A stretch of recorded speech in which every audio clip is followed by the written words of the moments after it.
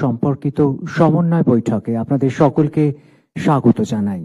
এই সমন্বয় বৈঠকে আজ উপস্থিত রয়েছেন নবান্ন সভাঘরে মাননীয় মুখ্যমন্ত্রী পশ্চিমবঙ্গ সরকার শ্রী শুভেন্দু অধিকারী, রয়েছেন মাননীয় রাষ্ট্রমন্ত্রী তথ্য ও সংস্কৃতি বিভাগ ও পর্যটন বিভাগ শ্রীমতী পূর্ণিমা চক্রবর্তী, রয়েছেন আমাদের সঙ্গে পশ্চিমবঙ্গ সরকারের মুখ্য সচিব শ্রী মনোজ কুমার আগরওয়াল, রয়েছেন মাননীয় মুখ্যমন্ত্রীর দপ্তরের প্রধান উপদেষ্টা ডক্টর সুব্রত গুপ্ত, রয়েছেন আমাদের সঙ্গে অন্যান্য অতিথিবৃন্দ, রয়েছেন ডিজি পশ্চিমবঙ্গ শ্রী সিদ্ধনাথ গুপ্তা, রয়েছেন কমিশনার পুলিশ কলকাতা শ্রী অজয় নন্দা, রয়েছেন আমাদের সঙ্গে সচিব তথ্য ও সংস্কৃতি বিভাগ ডক্টর সৌমিত্র মোহন, রয়েছেন কমিশনার কেএমসি শ্রীমতী স্মিতা পান্ডে এবং এই নবান্ন সভাঘরে উপস্থিত আছে কলকাতা, হাওড়া, দক্ষিণ 24 পরগনা জেলার ঐতিহ্যবাহী রথযাত্রা আয়োজনকারী সংস্থাগুলি এবং ভার্চুয়ালি যুক্ত রয়েছেন গোটা পশ্চিমবঙ্গের রথযাত্রা কমিটিগুলি।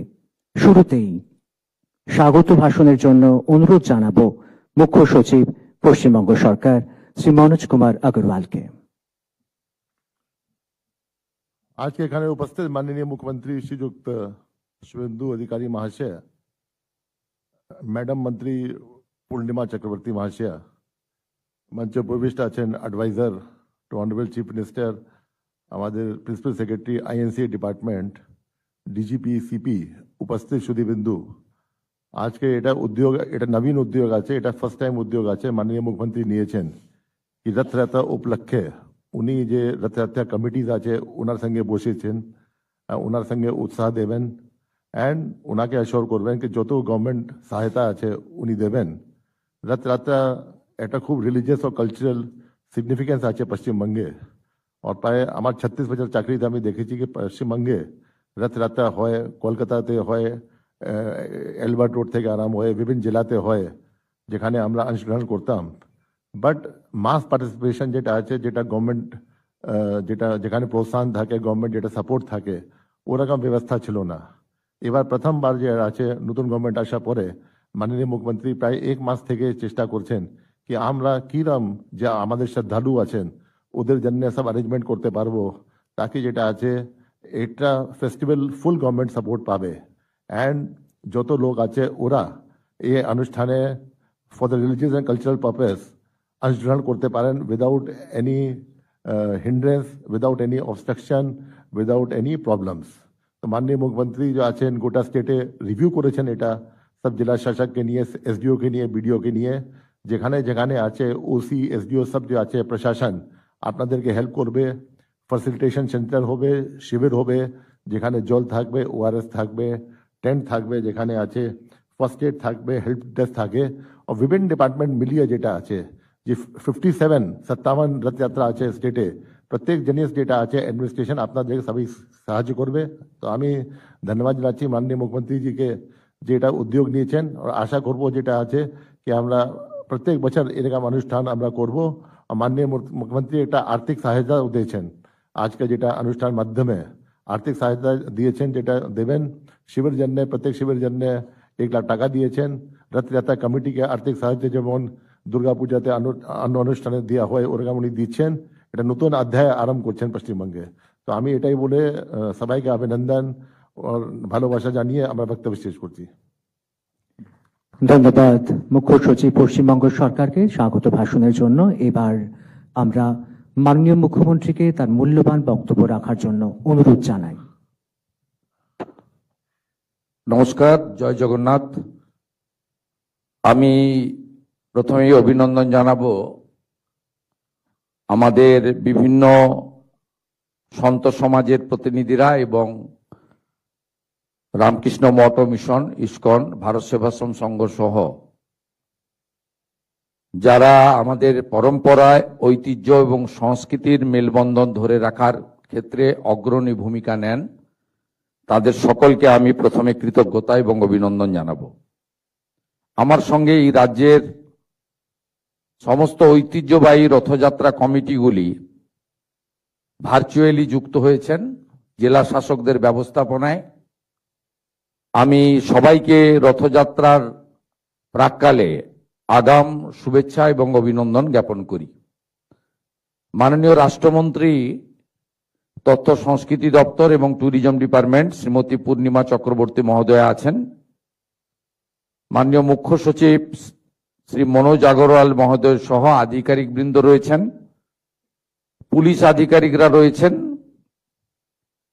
আমাদের আয়োজক দপ্তর তথ্য সংস্কৃতি দপ্তরের প্রধান সচিব সৌমিত্র মোহন সহ তার দপ্তরের জেলা এবং রাজ্যের আধিকারিক বৃন্দ রয়েছেন, জেলা শাসকরা রয়েছেন। আমি প্রত্যেককে অভিনন্দন এবং ভার্চুয়ালি যে সমস্ত বিধায়করা যুক্ত হয়েছেন তাদেরকেও আমার পক্ষ থেকে আন্তরিক শুভেচ্ছা জানিয়ে দু চারটি কথা বলবো।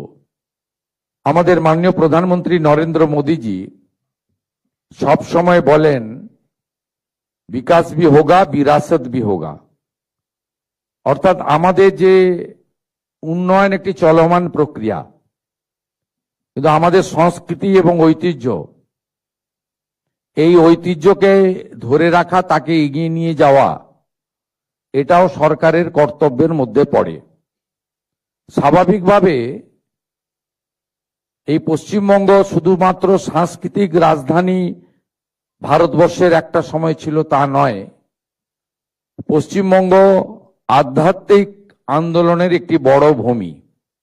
এখানেই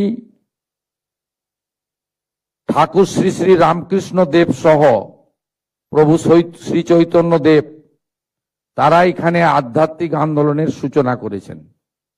এই ভূমিতে স্বামী প্রণবানন্দ থেকে স্বামী বিবেকানন্দ, জগৎজননী মা শারদামণি থেকে রানী রাসমণি, এদের এই পুণ্যভূমি, এই ভূমিতে আমাদের ঐতিহ্য, সংস্কৃতি এবং আধ্যাত্মিকতার মেলবন্ধনের একটি অন্য বড় উৎসব হলো রথযাত্রা। এই রথযাত্রাকে কেন্দ্র করে এমন এমন উৎসব এই রাজ্যে রয়েছে 50-100 বছর নয়, শত শত বছরের পুরনো।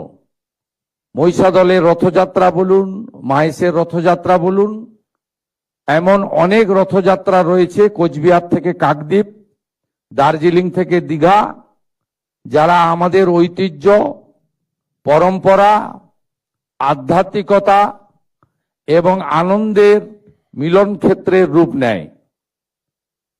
এতদিন সরকারি স্তরে এই রথযাত্রাগুলিতে কয়েকজন ট্রাফিক পুলিশ পাঠিয়েই সরকার তার দায়িত্ব শেষ করতেন, কিন্তু বর্তমান সরকার মাননীয় প্রধানমন্ত্রীর যে স্লোগান উন্নয়ন এবং ঐতিহ্য, দুটোকে সামনে রেখে এগোতে চায়।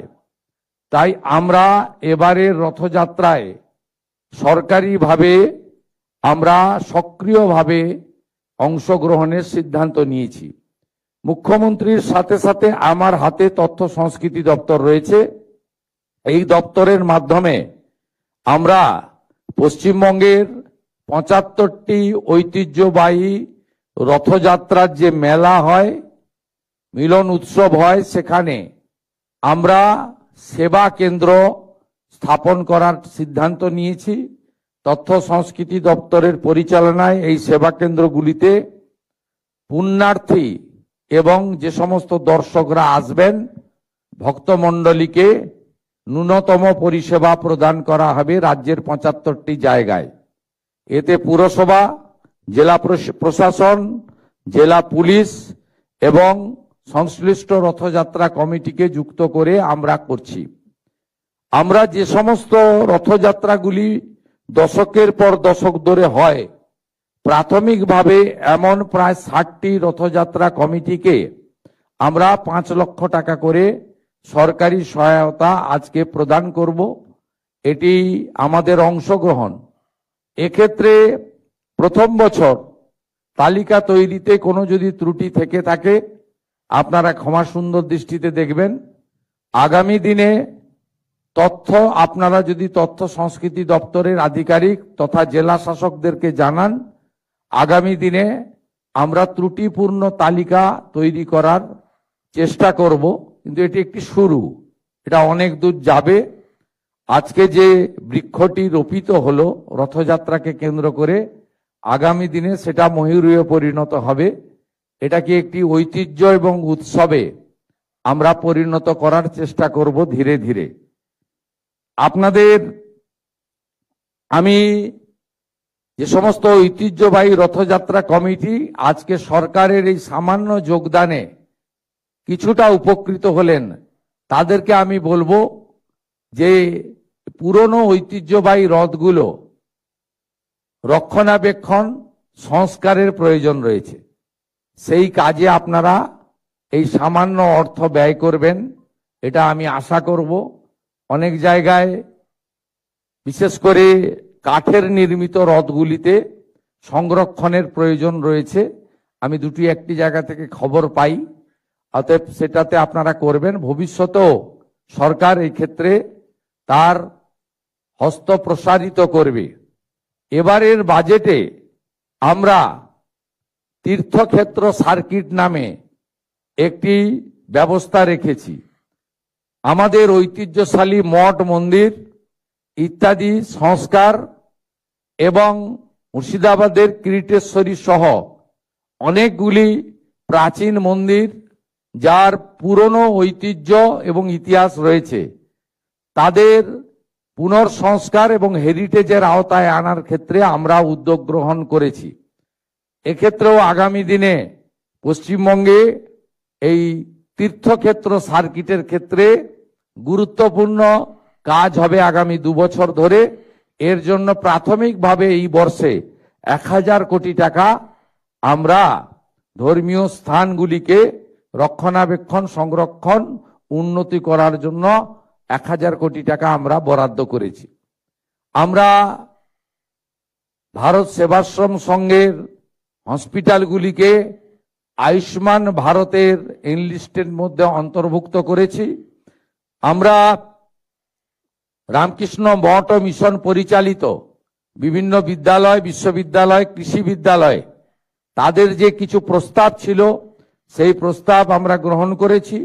স্বামী বিবেকানন্দের যে জন্মস্থান সিমলা, সেখানেও আমরা একটি 5 কোটি টাকা কর্পাস ফান্ড তাদেরকে দেওয়ার সিদ্ধান্ত নিয়েছি, কারণ ওই ক্ষেত্র আমাদের কাছে পুণ্যভূমি। সেই পুণ্যভূমিকে রক্ষণাবেক্ষণ করার ক্ষেত্রে তাদের সমস্যা হচ্ছে, সেক্ষেত্রেও সরকার কিছুটা এগিয়ে এসেছে। বলতে গেলে অনেক সময় লাগবে, আমি দীর্ঘ বক্তব্য রাখবো না। আমি আপনাদের সকলকে রথযাত্রার অভিনন্দন জানিয়ে আরেকটি ঘোষণা দিয়ে শেষ করব। এবারে শ্রাবণ মেলা, শ্রাবণ মাসে জলযাত্রীরা যান। আমি ভারতবর্ষের বহু রাজ্যে দেখেছি সরকারিভাবে এই যে আস্থার একটি বড় পরম্পরা, তাকে কিভাবে সরকার সহযোগিতা করে।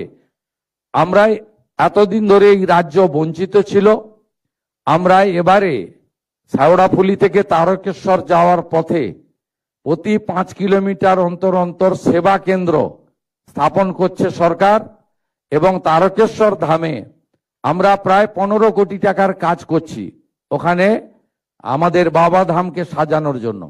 আমরা 3টি ক্ষেত্রকে বিশেষভাবে এই জলযাত্রী যারা শ্রাবণ মাসে যাবেন বেছে নিয়েছি।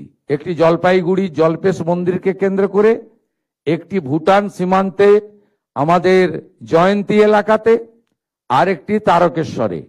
এখানে শ্রাবণ মাসে পুলিশের সহায়তা ক্যাম্প, টেম্পোরারি মেডিকেল ক্যাম্প এবং তাদের রিফ্রেশমেন্টের জন্য জল, ওআরএস এবং নানা ধরনের স্বাস্থ্যসম্মত যে সহযোগিতা করা দরকার সেগুলো, এবং রেস্ট প্লেস, বিশ্রামের জায়গা, যেহেতু শেওড়াফুলি তারকেশ্বর প্রায় 30 কিলোমিটার, অত্যন্ত লম্বা পথ, আমরা সেই ব্যবস্থাও করেছি। এর বাইরেও শুনলে খুশি হবেন, আধ্যাত্মিক চেতনার এই ভূমিতে আমরা সরকারি হেলিকপ্টার থেকে যারা জলযাত্রী যাবেন শ্রাবণ মাসের প্রত্যেকটি সোমবার তাদের উপরে পুষ্পবৃষ্টি, গোলাপ বৃষ্টি করারও সিদ্ধান্ত গ্রহণ করেছি, যদি আবহাওয়া পারমিট করে। আপনাদের সকলকে অভিনন্দন জানিয়ে আগামী 14 তারিখ তারকেশ্বর ধামে আমি উপস্থিত হব। তারপরে 16 তারিখে আমি ঐতিহ্যবাহী কলকাতা রথযাত্রা ইস্কন আমাকে আমন্ত্রণ করেছে, সেখানে আমি উপস্থিত থাকব। এইটুকু বলে সকলকে অভিনন্দন জানিয়ে জয় জগন্নাথ ধ্বনির সাথে আমার কথা শেষ করলাম।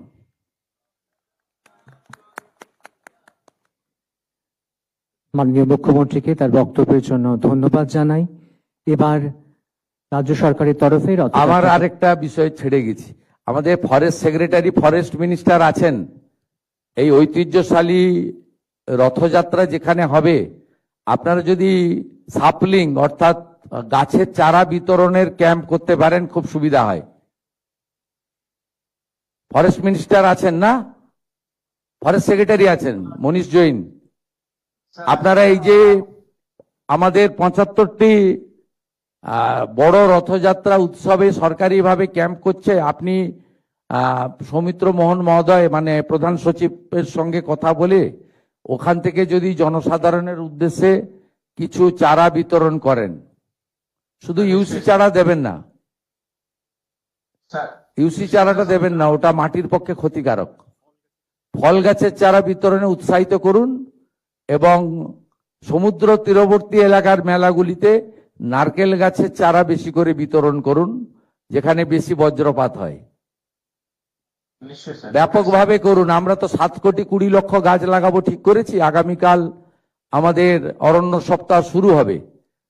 তা আমি আজকে সকালে একটা ন্যাশনাল চ্যানেলে দেখছিলাম উত্তরপ্রদেশ 26 কোটি গাছ লাগাচ্ছে। আমাদের কেন্দ্রীয় স্বরাষ্ট্র সমবায় মন্ত্রী অমিত শাহজি তার নিজের লোকসভা কেন্দ্রে 1,20,00,000 গাছ লাগাচ্ছেন।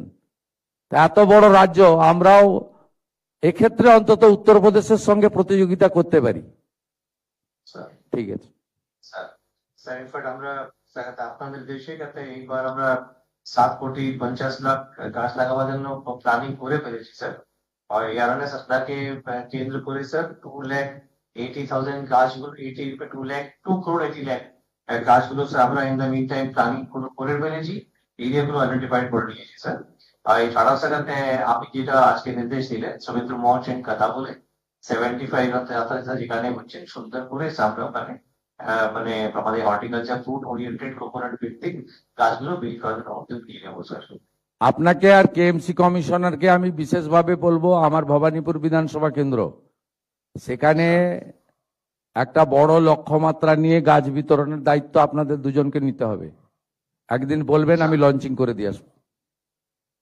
স্যার অর্ডার করে নিচ্ছি স্যার। ধন্যবাদ মাননীয় মুখ্যমন্ত্রীকে তার বক্তব্য রাখার জন্য এবং সেই সঙ্গে এত অভিনব উদ্যোগ আমাদের মাঝে পৌঁছে দেওয়ার জন্য। এবার রাজ্য সরকারের তরফে ঐতিহ্যবাহী রথযাত্রা কমিটিগুলির হাতে আর্থিক সহায়তা প্রদান করা হবে। নবান্ন সভাঘরে এই মুহূর্তে উপস্থিত রয়েছে কলকাতা, হাওড়া এবং দক্ষিণ 24 পরগনার ঐতিহ্যবাহী রথযাত্রা আয়োজনকারী সংস্থাগুলি। তাদের হাতে তুলে দেওয়া হবে আর্থিক সহায়তা বা চেক। প্রথমেই কলকাতার বাগবাজার মহাপ্রভু মন্দির পরিচালন সমিতি, তাদের প্রতিনিধিদের এগিয়ে আসার অনুরোধ জানাই।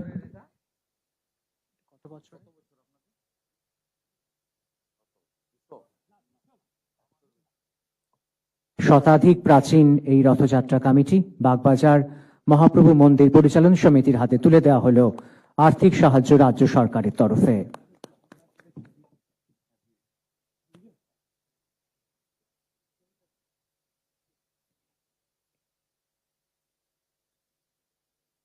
নবান্ন সভাঘরে চলছে রাজ্য সরকারের তরফে ঐতিহ্যবাহী রথযাত্রা কমিটিগুলির হাতে আর্থিক সহায়তা সংক্রান্ত চেক প্রদান অনুষ্ঠান।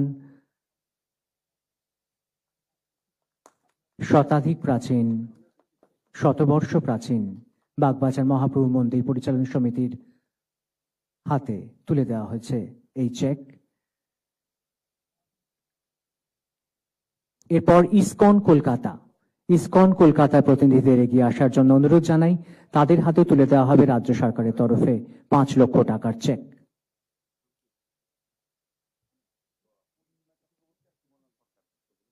মাননীয় রাষ্ট্রমন্ত্রী এবং মাননীয় মন্ত্রী পূর্ণিমা চক্রবর্তী এবং সুমনা সরকার তুলে দিচ্ছেন এই চেক।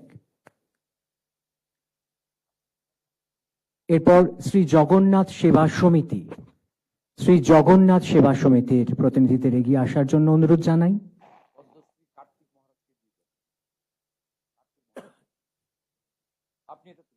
পদ্মশ্রী শ্রী কার্তিক মহারাজকে অনুরোধ জানাই এগিয়ে আসার জন্য এই চেক তাঁদের হাতে তুলে দেওয়ার জন্য।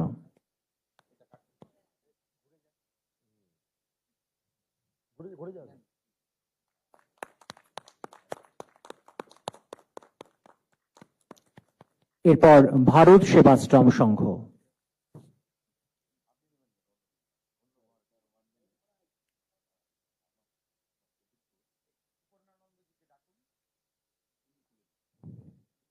শ্রদ্ধেয় স্বামী সুপর্ণানন্দজি মহারাজকে অনুরোধ জানাই এই চেক তিনি তুলে দেবেন ভারত সেবাশ্রম সংঘের হাতে।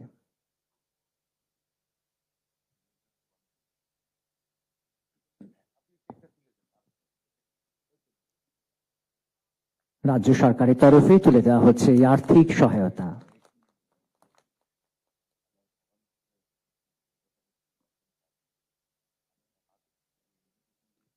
কলকাতার পর এবার হাওড়া জেলা। হাওড়া জেলার ইসকন রাধানগর রথযাত্রা কমিটিকে এগিয়ে আসার জন্য অনুরোধ জানাই। মুখ্য সচিব পশ্চিমবঙ্গ সরকার এই বিশেষ চেক তুলে দিচ্ছেন রাজ্য সরকারের তরফে।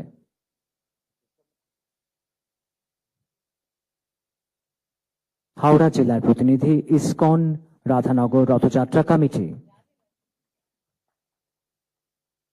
তুলে দেওয়া হচ্ছে চেক হাওড়া জেলা। ISKCON Radhanagar Rathyatra committee. ISKCON Radhanagar Rathyatra কমিটির হাতে তুলে দেওয়া হচ্ছে এই আর্থিক সহায়তা। এরপর হাওড়া জেলারই শ্রী জগন্নাথ সেনা এই ঐতিহ্যবাহী রথযাত্রা কমিটির প্রতিনিধিরা এগিয়ে আসবেন। ডিজিপি সাহেবকে অনুরোধ জানাবো এই চেক তুলে দেওয়ার জন্য।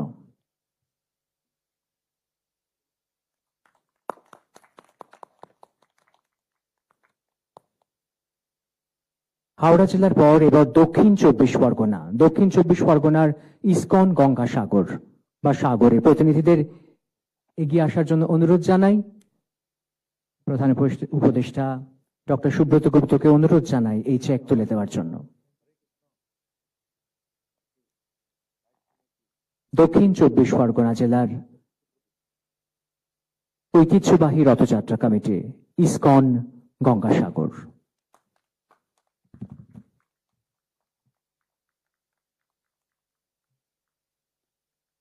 একই সঙ্গে ভার্চুয়ালি যুক্ত আছেন রাজ্যের বিভিন্ন ঐতিহ্যবাহী রথযাত্রা কমিটিগুলি।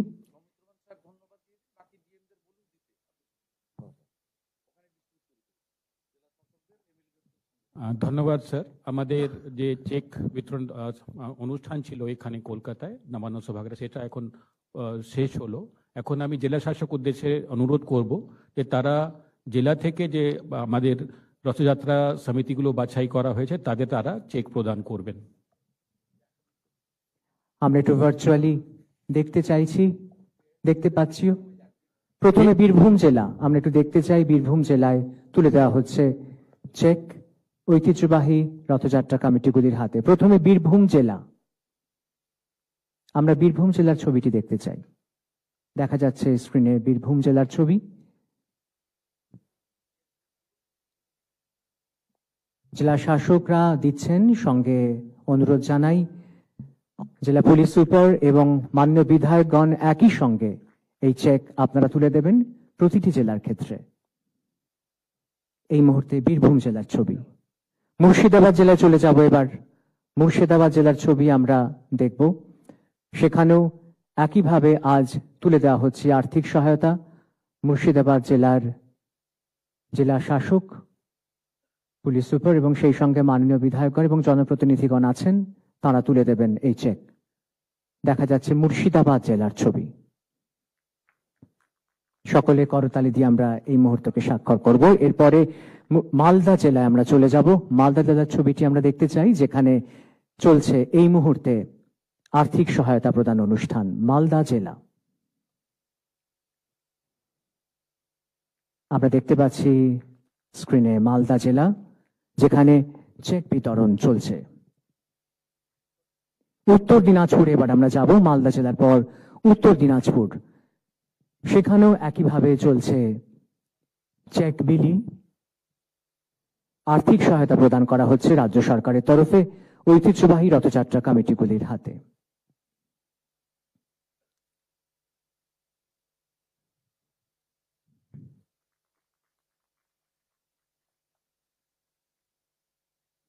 এরপরে শিলিগুড়ি, আমরা শিলিগুড়ির ছবিটা যদি একটু দেখতে পাই, সেখানেও একইভাবে চলছে আর্থিক সহায়তা প্রদান অনুষ্ঠান। এই মুহূর্তে আমরা চলে যেতে চাইছি, সকলের সামনে আনতে চাইছি শিলিগুড়ির ছবি।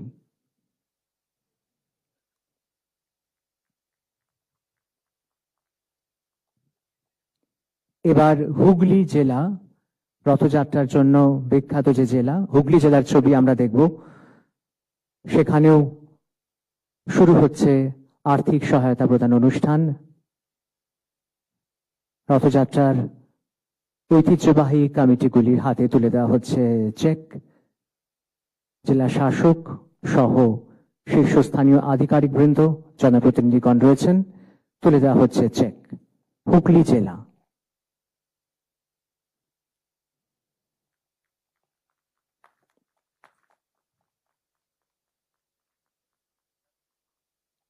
এরপরে পূর্ব মেদিনীপুর জেলা। হুগলি জেলার পরে আমরা যাব পূর্ব মেদিনীপুর জেলা, যেখানে ঐতিহ্যশালী রথযাত্রা কমিটি রয়েছেন সকলে। আমরা জানি পূর্ব মেদিনীপুর জেলার রথযাত্রা স্বনামধন্য রথযাত্রা, তুলে দেওয়া হচ্ছে সেই জেলাতেও বিশেষ আর্থিক সহায়তা। এরপর পুরুলিয়া জেলা, আমরা চলে যাব রাঢ় বাংলার পুরুলিয়া জেলাতে। পুরুলিয়া জেলায় ছবিটিও আমরা দেখে নেব। আমরা দেখতে পাচ্ছি পুরুলিয়া জেলার ছবি, যেখানে রথযাত্রা কমিটির হাতে তুলে দেওয়া হচ্ছে আর্থিক সহায়তা। কোচবিহারে এবার যাব আমরা, কোচবিহার জেলা। কোচবিহার জেলাতে আমরা দেখব এই মুহূর্তে সেখানে আর্থিক সহায়তা প্রদান অনুষ্ঠান চলছে। কোচবিহার জেলার ছবি এই মুহূর্তে আমাদের সামনে স্ক্রিনে।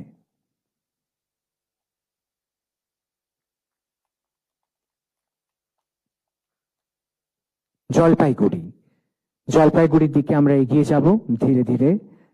আমাদের স্ক্রিনে আসবে জলপাইগুড়ির ছবি, যেখানে একইভাবে আর্থিক সহায়তা প্রদান করার অনুষ্ঠান চলছে। আমরা এবার জলপাইগুড়ির দিকে এগিয়ে যাব।